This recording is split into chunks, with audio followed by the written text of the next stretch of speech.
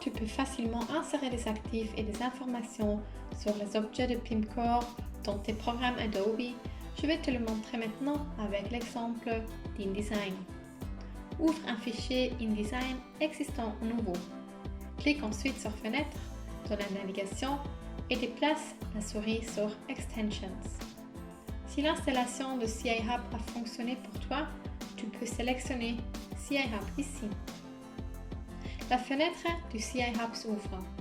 Ne t'inquiète pas, au début, ce processus prend un certain temps car cet outil doit d'abord être chargé. Dès que la fenêtre est chargée, clique sur le plus à droite de connexion.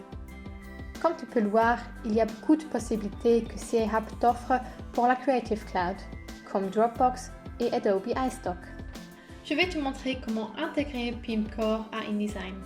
Clique donc sur le logo Pimcore. Une fenêtre s'ouvrira dans ton navigateur. Entre l'URL de Pimcore, le nom de la configuration et le token. Si tu obtiens également ce message, alors la connexion a fonctionné.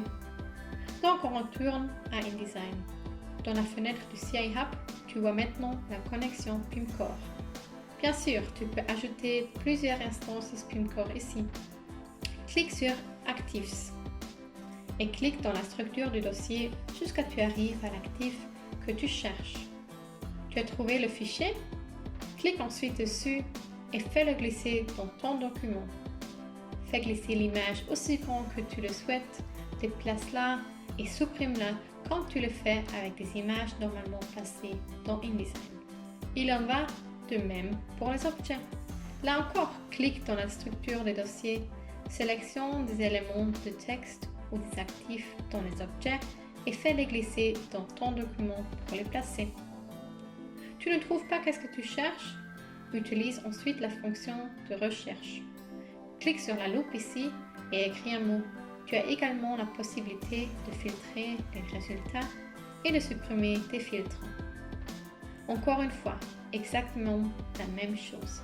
Tu cliques sur le contenu souhaité et le fais glisser dans ton document. Si tu n'as pas besoin de cette connexion Pimcore dans tous les documents, tu peux facilement la gérer sous connexion. Donne à ta connexion un nouveau nom. Décroche la case si tu n'as pas besoin de la connexion et croche la case si tu dépends de la connexion. Si tu n'as plus besoin de la connexion du tout, ensuite supprime-la via l'icône de la corbeille.